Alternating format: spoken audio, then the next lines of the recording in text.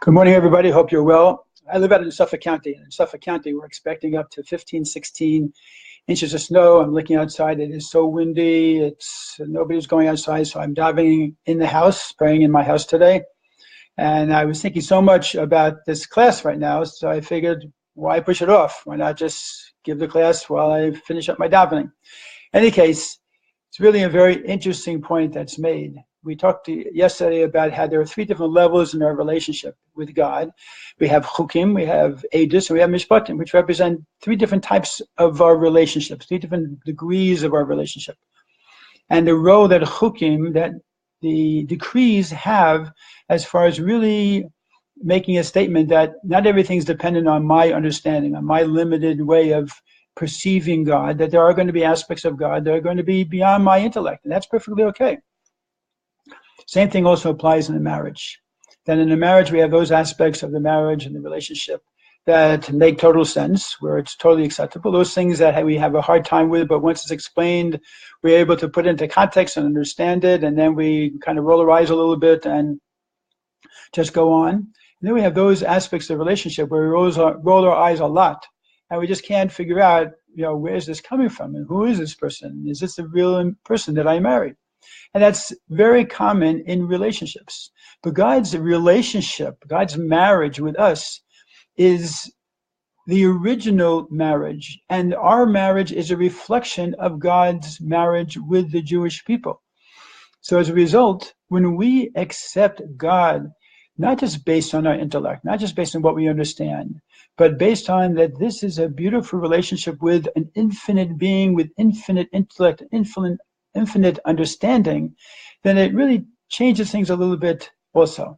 In fact, if we approach God only from our intellect, without putting our emotions into it, without realizing that it's a relationship, without just judging everything on the basis of intellect, whether it's right or wrong, and we say, listen, I'm married to God, and that means I do what I need to do in this marriage, even if I don't understand something.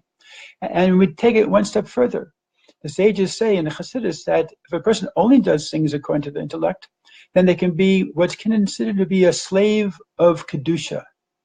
It's really called Mitzrayim de Kedusha, the Egypt of Kedusha, that they might be involved in all holy thoughts and all good ideas, but they're a slave to their intellect. And that is keeping them from really having a full and rich relationship with God. So in taking one step further with the relationship with God, then we'll get back to marriage, because that's the whole purpose why I wanted to do this. And one other step with God is our sages teach that really, if we fulfill every mitzvah, even the mishpatim, the ones that we do understand, but fulfill it as if it's a chok, as if it's a decree that we don't understand, meaning what? Not that we do it blindly without the intellect, but that we do it with the attitude that I'm doing this for the relationship. I'm not doing it because I understand it. I'm not doing it because I'm comfortable with it. I'm doing it because it's connecting me to God and helping this relationship get stronger. So now let's get back to marriage. Marriage, as we all know, is a challenge, and it's something that is as I saw in some of the comments, that it's a lifetime work. And that's the way it should be, because marriage is a situation where we truly create unity in this world. And that's what a Jew is all about, creating unity.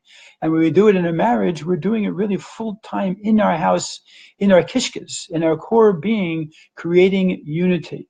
And that's an ongoing basis, and it can involve ongoing struggles and ongoing difficulties and bumps in the road and so forth and so on.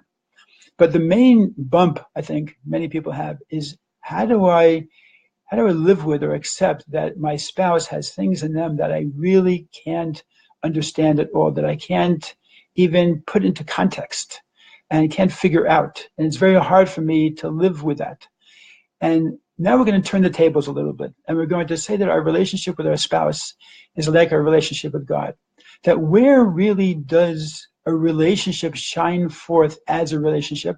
Where are we able to express love in a way that is unusually raw, in the sense that it's pure love, it's not something that's just based on what I understand, is really in those aspects of that person, of your spouse, that you have a hard time with. that you have a hard time accepting. Because those are, so to say, the chukim.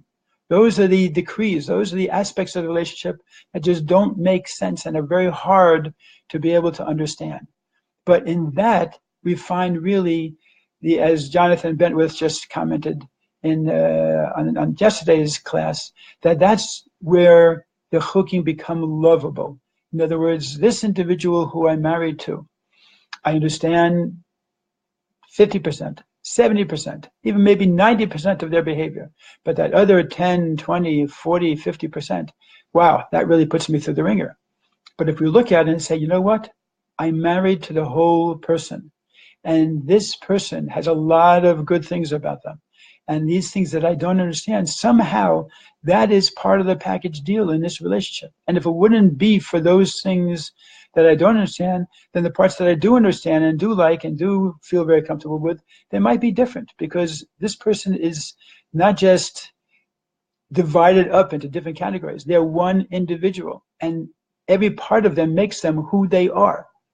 So as a result, when we get to accept that this person with those aspects that we don't like is a total package, and we accept that total package as hard as it might be, and we tell them, and we say, listen, I love you for who you are. And even those things that I understand about you that make sense to me, I'm going to love you for them as if I don't understand them at all. Because the key thing here is the relationship. It's not about me. When it's all about what I understand, whether it be with God or with our spouse, and it's about me. It's about me with my limitations and my shtick and my hang-ups and my preferences and prejudices and so forth and so on, my history. It's not about me. It's about God, or it's about my spouse. It's about a relationship with them where we have acceptance. And in a relationship, being able to accept the other person fully, 100%, is such a hard thing to do, but it's such an accomplishment.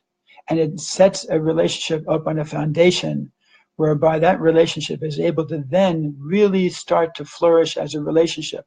Because there's no looking over our back, and there's no wondering if I'm doing the right thing, and there's no trying to impress.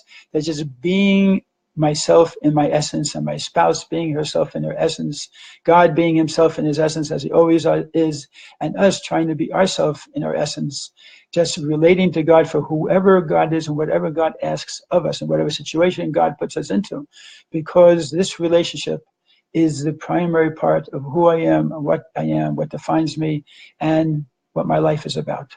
So with that in mind, I hope you have some food for thought, and for this Shabbos and the weekend, you have something to put in your pipe to smoke. Well, not on Shabbos, but before Shabbos and after Shabbos. And Shabbos, you'll find some way to maybe think it over and have some food for thought. Take care, have a great day, and hope in some small way this helps to put into perspective whatever issues you might be dealing with in your marriage, to make it better and to hopefully make your relationship with God as well a much better and more meaningful marriage. Have a great day and stay warm.